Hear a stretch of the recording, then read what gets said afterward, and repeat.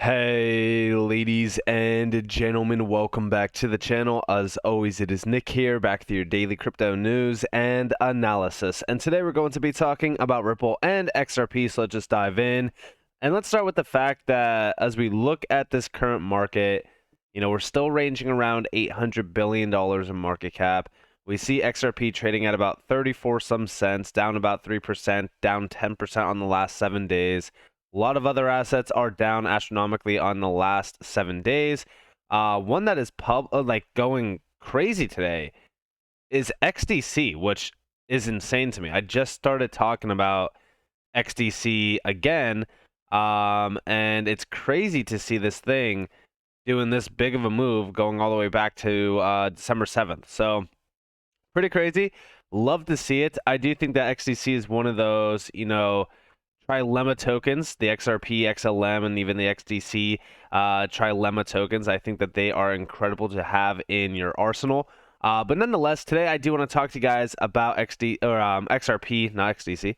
And the reason why I want to talk about XRP is because we are starting to see a big shift happening around this market.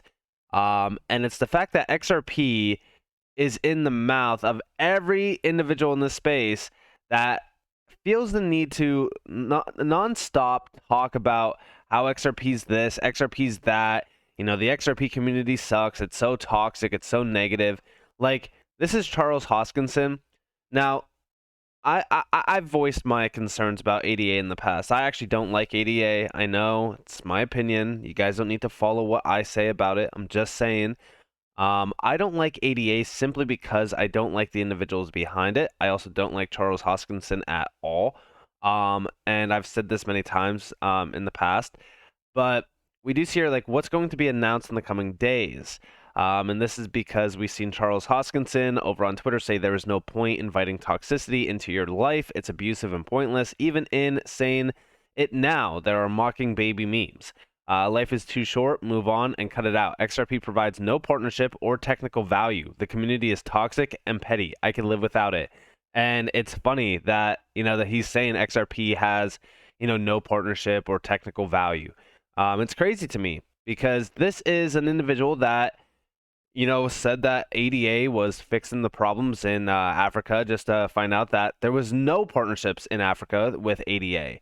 Again, I've voiced my opinions on ADA many times in the past. I don't like ADA at all. But nonetheless, we do see David Schwartz say, you may want to wait a few days, read this tweet back, and think about whether you're sure that's the combination of things you really want to say. And it doesn't mean that we're going to see a massive announcement for XRP or anything like that, like a settlement or any, sort of idea like that. But one thing that I do want to say about this is, I do believe that there is something big, coming for the XRP community.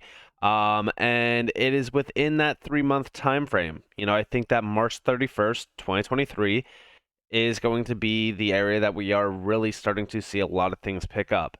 And when we look at XRP, again, another individual out here flooding the streets with XRP talk. Vitalik Buterin, which we all know about Ethereum. Listen closely. The only qualification to be able to call yourself part of the crypto space and not have people complain is to just somehow use cryptography and to have some kind of chained data structure somewhere. Those are literally the qualifications. You don't even need decentralization, right? I forget. Has IOTA even gotten rid of their coordinator yet? I forget now. No, right? The answer is no.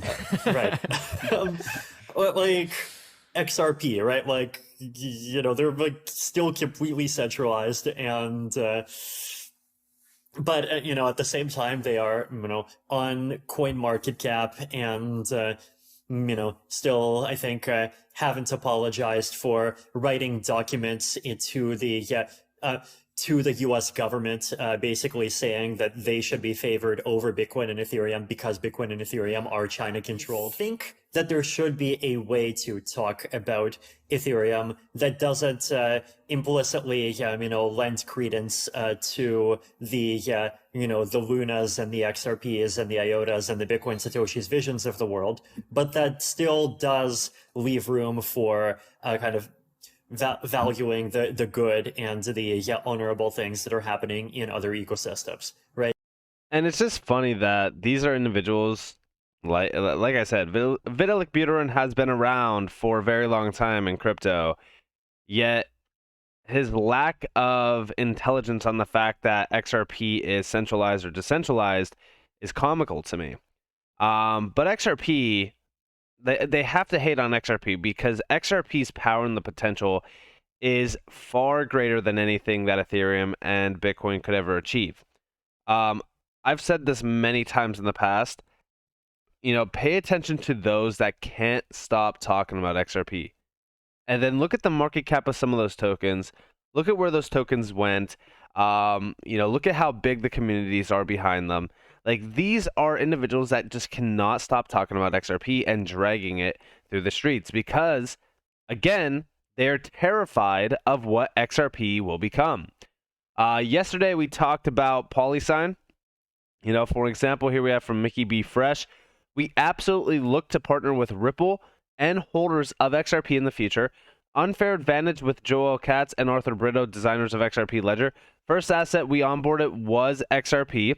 And yeah, I think that the XRP community should definitely start paying attention. I mean, there's no more whispering. And this case, once it's finished, it's going to be incredible. Listen closely to this. But we absolutely look to partner with Ripple and Ripple holders of XRP going forward. We'd like to think we have an unfair advantage there with Arthur and David's petty assets, but we absolutely look to partner with Ripple and Ripple holders of XRP going forward. We'd like to think we have an unfair advantage there with Arthur and David's pedigree. And that was the first asset that we onboarded through our dev and as we were building out the tech.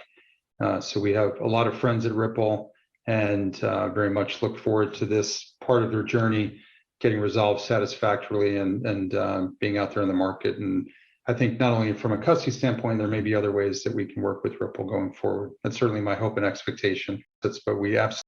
And I do think that Polysign is going to be a giant. Mentioned it many times in the past, but this is not the only partnership that we have in place after the SEC lawsuit is finished. Remember, let me take you guys back just real quick. 4 weeks ago, Bank of America waits on the sidelines until Ripple versus SEC case settles. CEO Garlinghouse.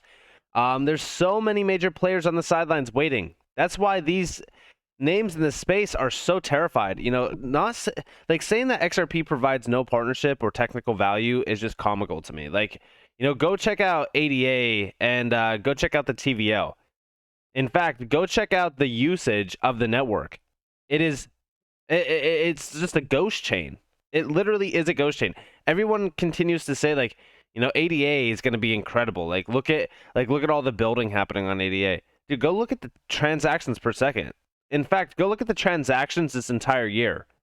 All right, now compare them to XRP. Better yet, even compare them to Hedera. I mean, ADA, it's just, I don't care about ADA anymore. I really don't. Especially, I looked at it in the past. I held it in the past. But Charles Hoskinson has showed his true colors many times in the space. A lot of people will say, he's done so much for the space. I really beg to differ on it. I really don't think he has done much at all. Now, again, that's my opinion. Everyone has their own. But in my opinion, when we really kind of look at what's happening around XRP, things are getting very interesting. We recently just seen massive amounts of XRP being transferred from an unknown wallet to Coinbase. 90 million XRP has been moved to Coinbase. And, they even say, I thought they delisted XRP. What's going on? I would love to know as well. And a lot of people are saying, even from Binance as well. So, yeah, it's definitely weird. It's, we don't know what's going to happen next. I mean, anything could happen around this space. We don't know. But, again, going back to the video of Vitalik Buterin where he was talking about, Satoshi's true vision around some of these assets, here's a breakdown from Panos over on Twitter. So we do see XRP is fast, low-cost, scalable, and eco-friendly. It's also a decentralized and deflationary currency. XRP Ledger is running flawlessly since 2012 with a robust technology that started DeFi innovation, first decentralized exchange, first tokenized assets, and more. It's Satoshi's true vision. And here you guys have a little bit of a diagram on XRP, so faster, cheaper, green money. The digital asset XRP is a truly global currency, ideally suited to enable today's growing digital economy as an optimal medium of exchange, bridge currency, if you will. XRP and the XRP ledger on which it operates help to move money around the world faster, cheaper, and also more sustainably than any other currency available today. Which is also why this is why the players behind Ethereum have always hated XRP and the XRP ledger. And we do see it was designed this way, and it's proving its impact in global payments and beyond. What do you see over here? In my opinion, XRP is one of the best forms of digital money and financial technologies at the moment, and I completely agree. It's really efficient, anyone can use it easily, and there are hundreds of projects building on top of that tech for many different use cases and to solve real-world problems. Yeah, I mean, I'm telling you guys, when we really look at what Ripple has solved with XRP, specifically around on-demand liquidity, CBDCs. I mean, you can go over to Ripple's website. I mean, like, look at all of the major partnerships. I mean, like, these are real partnerships, and a lot of them are utilizing XRP. I mean, like, what do you think Bank of America is going to be utilizing, Ripple with XRP for? On-demand liquidity. Like, they want to utilize XRP.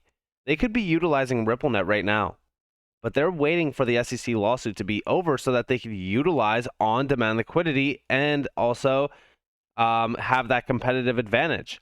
We even do see like Bank of America stands to gain really big when the settlement happens because they are going to have a huge competitive advantage over the competitors by using on-demand liquidity and the marketplace. And think about it like this, right? Once Bank of America starts utilizing on-demand liquidity, you know how big the flood is going to be around other major banking entities coming over to Ripple and saying, hey, we know Bank of America is utilizing your on-demand liquidity, and they're already seeing massive efficiencies, and their advantage over the market is just way too great. Can we please, try to utilize on-demand liquidity as well? Can we have some sort of major partnerships? Like, I don't think that people realize the domino effect after the case is settled, what's going to happen next. Like, these are real names. And Tranglo, by the way, Tranglo is already a domino effect partnership. Go check out Tranglo's website. Look at some of the announcements that they recently had. All of them include XRP and on-demand liquidity. Like, they are one of the biggest pushers around Ripple technology with XRP. And there's so many other ones here as well, like SBI. We've talked about SBI so many times on this channel because of how big of a name they are, especially overseas. So when we really kind of look at what's happening around Ripple, we know that they are really cornering the market from every aspect, and the only obstacle that really stands in the way of the next major stepping stone, if you will, the last mile, right, is the SEC lawsuit, and it has stifled the growth of Ripple with XRP. There's no question about that. Also, even the price action, which again, very comical that we're seeing a lot of talks about XRP, during this time. Like, yeah, did we only go to $2 around this time frame? 100%. Was it great that we didn't hit, the all-time high back here? No. But I will say this. During the 2021 run, the SEC came in at the best time. And it screwed everyone that was an XRP holder. I mean, like $15 billion in damages. That is something remarkable. And we were already starting a massive run back here. I mean, like in the end of November, we hit about 70 some cents. I know that on Coinbase, we actually hit 80 cents during this time. It was incredible. I was looking at my portfolio during this time and being like, wow, we are about to run. And all of a sudden, boom, the SEC comes in. Perfect timing. Like I said, Ethereum goes crazy, Bitcoin goes crazy, most altcoins start to go crazy, and where was XRP trading at? 20 some cents because of the SEC. It was a perfect strategy to attack XRP during that time and stifle the innovation. Not only stifle the innovation, but also the price action. And I really do believe that that was because they wanted retail to be done with XRP. You've seen so much fear, so much. I mean, like, it was incredible to see the sentiment on Twitter while I was buying at around like 20 some cents, because on Twitter it was like XRP is going to zero tomorrow. You want to get out of XRP. I've seen people transferring XRP, converting it over to ADA, converting it over to other assets. I mean, everyone was terrified. And it's just like it's crazy how things could change like that. But nonetheless, I hope that you guys enjoyed the video. If you guys did, definitely leave a like, subscribe, turn notifications on if you guys want more free content. You guys are more than welcome to follow me on Twitter and join the free Discord down in the description below. As always, up to you all. Have a beautiful day, beautiful night, wherever you guys are on this beautiful world. This has been Nick. Peace out, guys.